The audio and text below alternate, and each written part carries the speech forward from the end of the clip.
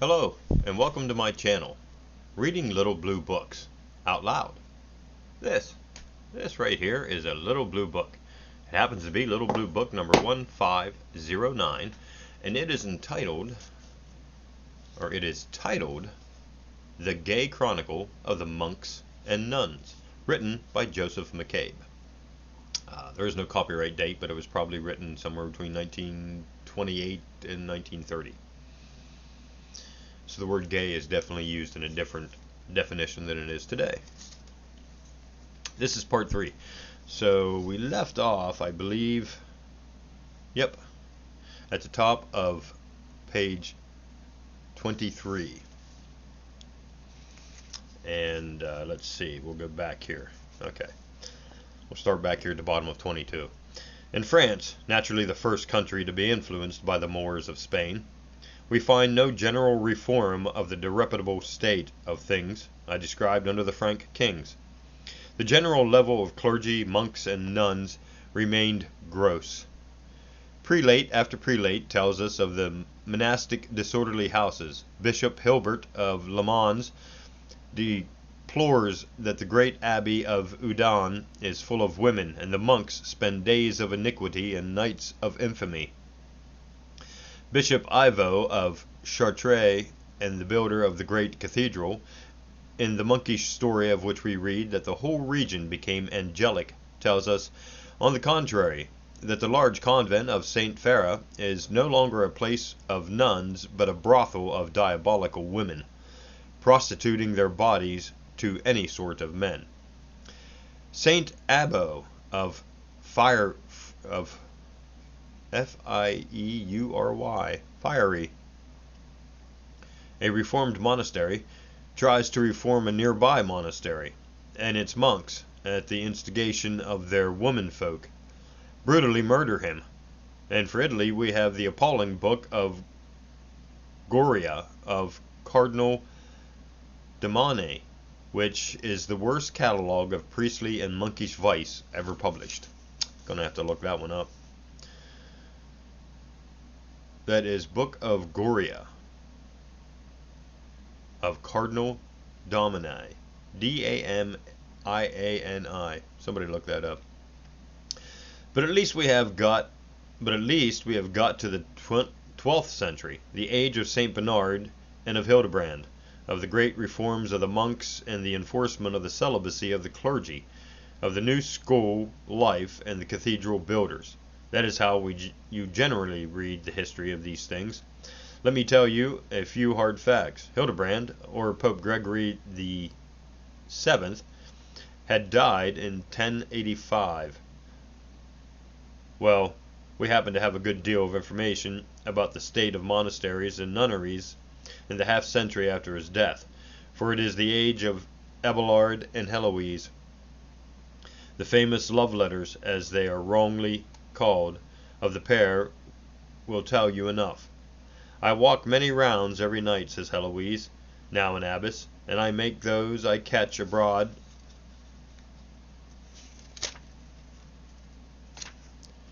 return to their chambers, for I remember all the adventures that happened in the convents near Paris. She is thinking chiefly of a convent of Benedictine nuns in the heart of Paris, where the conduct of the nuns with the nobles of the court was so flagrant that it had to be suppressed, 1107 A.D. Cardinal Jacques de Valery, an eminent and pious prelate of the times, tells us that, apart from the nunneries of his own Cistercian order, there is not a convent in France fit for a good woman to live in. Other writers of the time, as well as Abelard, say the same.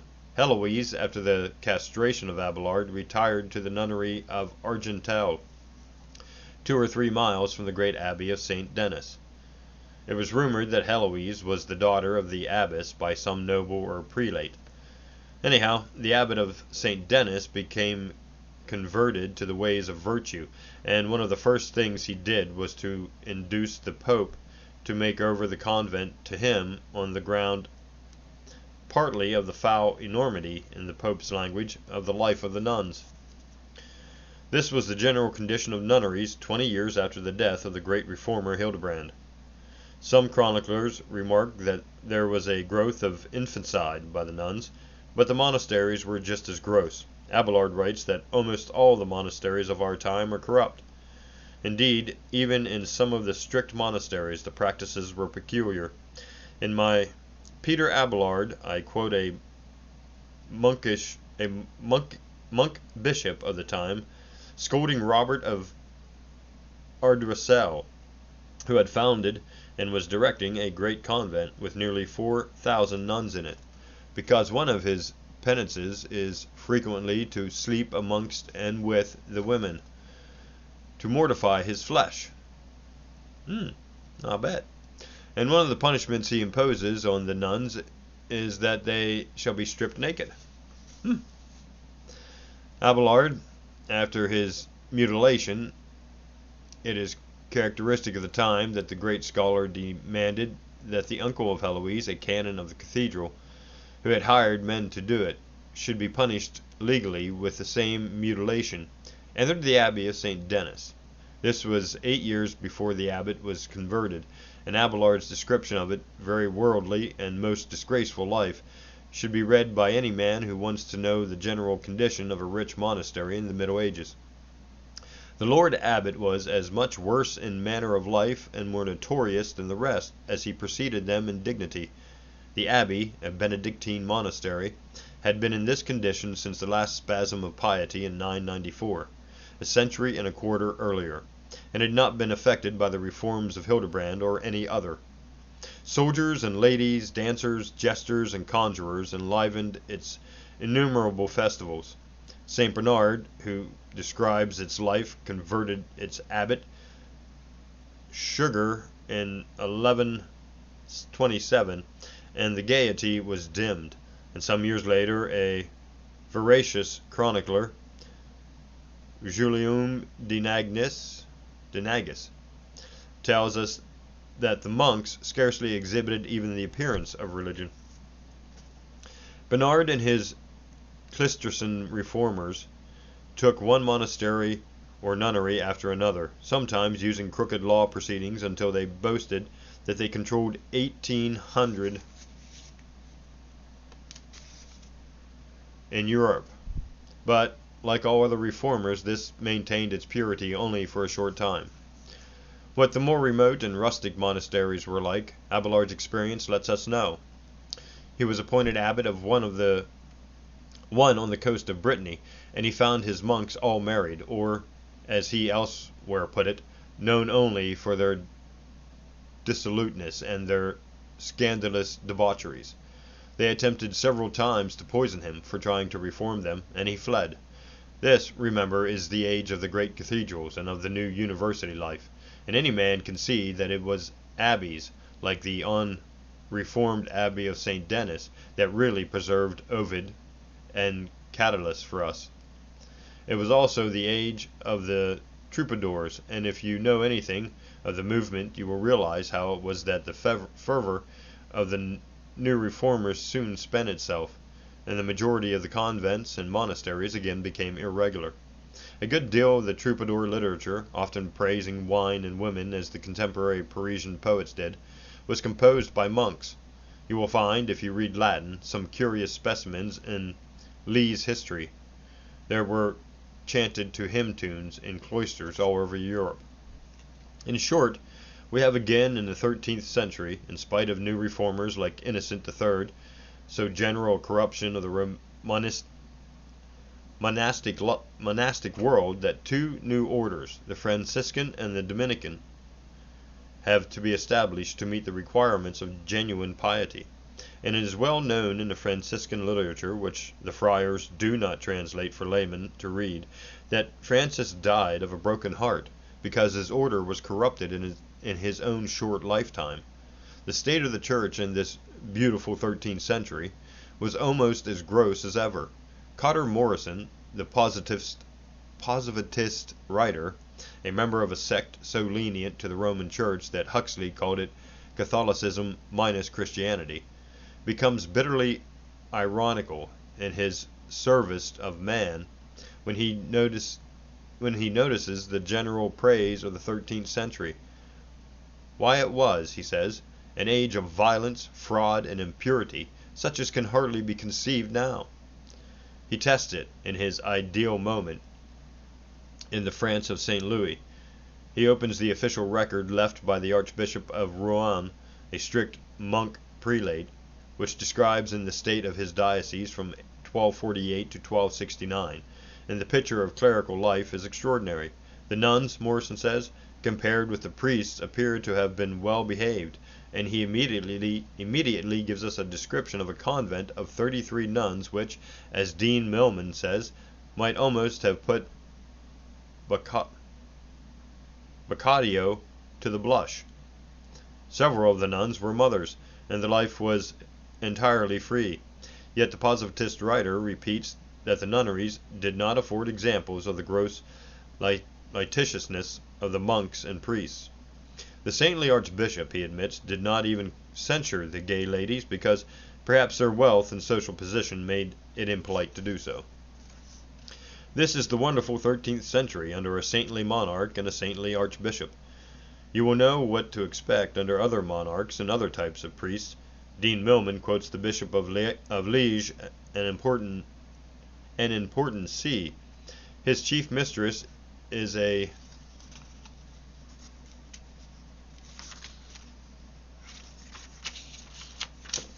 Benedictine nun, but his large harem includes several other nuns, and he boasts at a public banquet that 14 children have been born through his love affairs in 22 months.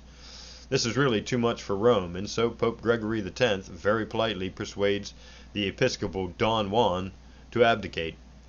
30 years later, the world is amused to hear that the Pope himself, Clement V, has a lady friend, and the papal court enters upon an almost continuous period of degradation that lasted for more than 200 years. It is really not worth while quoting evidence for the later Middle Ages. Milman says that the evidence fully vindicates the truth of Langland Chancer and the satirist against the English clergy and friars in the 14th century. And as the popes were not in Italy, and Avignon, where they were, was a sink of iniquity, Patriarch says, and a new Babylon, and he lived near and knew it well. We should be foolish to expect anything else, nor will anyone expect an improvement in the 15th century, which opened with the spiritual rule of the world by an ex-pirate, Pope John the 23rd, who was found guilty by the Council of Constance of every vice and crime known to man, poisoning, murder, persistent addiction to the vices of the flesh, etc., and closed with the spiritual reign of Alexander VI, whose vices were merely more refined and his murders more subtle. It must be known even to Mr. Cadman that one of the loudest grievances of the reformers in the 16th century was the general corruption of the clergy, monks, and nuns. Does he mean to tell his Protestant audience that Erasmus, Luther, Ulrich, von Hutten, etc., and all our Protestant historians were quite wrong? Is he asking New York to take something like the Calvet Handbook of Catholic Facts, and even this almost shrieks from the subject, as a cultural standard? Has he never heard of Lee's masterly history of the Sacerdonal celibacy in the Christian Church? And if some Roman Catholic has persuaded him that the Jesuitical Father Baumgarten has answered Lee in his H. C. Lee's historical writings, will he now look up that absurd book and find that it does not even include a mention of Lee's history of celibacy? Or has he learned that the Cardinal Gasquet, who has just died, earned his pomp and glory by his very questionable attempts to whitewash the English monasteries of the 16th century? You will find an amusing illustration of the value of these Roman Catholic apologies if you look up the first volume of the Cambridge Modern History.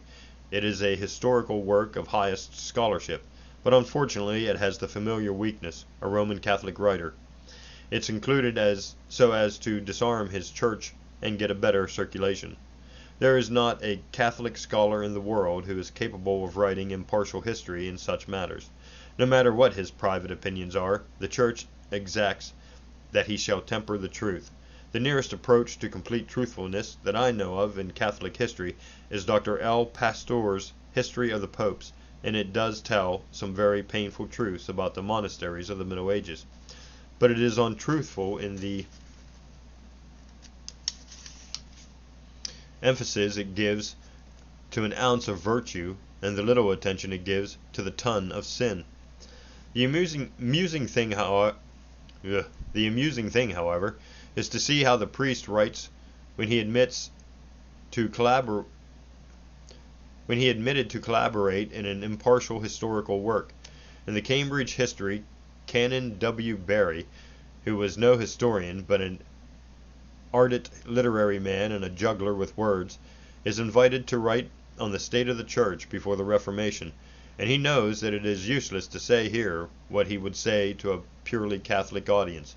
Mr. Cadman may be surprised to know that this most resolute and desperate of Catholic apologists admits, especially amongst the high clergy and in religious associations, what he calls a worldliness which has never been surpassed, a corruption on a scale so wide as in the opinion of many to justify revolt from the popes and bishops. Barry would have laughed at Cadman's silly denial of the notorious facts. He takes the very different line of showing that the church leaders were quite aware of the corruption and were anxious for reform. The reasons he gives for the delay are rather childish. It is true, for he must have known that the main reason was that Rome itself was much too comfortable in the corruption to reform. But taking up the line of argument compels him to admit all the facts. He quotes Bishop Fox of Winchester, writing in 1520, that he has found that everything belonging to the primitive integrity of the clergy, especially of the monastic state, was perverted, either by dispensations or corruptions, or else had become obsolete from age or depraved by the iniquity of the times. We can quite admit that when the quarrel began and the king's fat eye glittered on the prospect of seizing the immense wealth of the monks, his commissioners exaggerated the vices of the monks here and there. So servants of the Pope, like Gasquet, who gets the red hat and the beautiful funeral for his scholarship, can come along and discover the occasional exaggeration. But there is ample evidence, like that of Fox, of a general corruption of the English monasteries. Pardon me. Barry admits it of Italy and other countries, but he hesitates about Germany, clearly so as not to allow too much to Luther. He admits that the papal legate Nicholas of Cusa had to reform hundreds of German monasteries and nunneries in the 15th century, and that many, he has no reason to restrict himself to many, fell back. He tells how one nunnery that was determined not to quit its gay ways sent a troop to murder the cardinal legate, and the cardinal got a larger troop and cut them to bits. But Barry, forgetting for the moment that he is writing history and not Catholic truth, gratuitously says that corruption was rare in the larger houses of German monks and nuns. It is ridiculous. Ursimus, Ulrich von Hutten, and Luther, all men who knew the German monasteries intimately, speak of general corruption, but a heavier authority is a Franciscan friar, Thomas Murner, a preacher of great ability and immense popularity, a Catholic of such piety that for his invectives against Luther he earned a nickname which the police of Kansas would not permit me to translate in print. Ooh. If you can read medieval German, you get Narrenbechverung, Conspiracy of Fools, of which there are several 19th century editions. And see the kind of language that rolled from cathedral pulpits in those spiritual days. It is a collection of sermons in rhymed verse, deliciously caustic, utterly gross. When Friar Thomas wants to say buttocks, as he often does in his sermons, he uses the four-lettered word, then the same in German as English.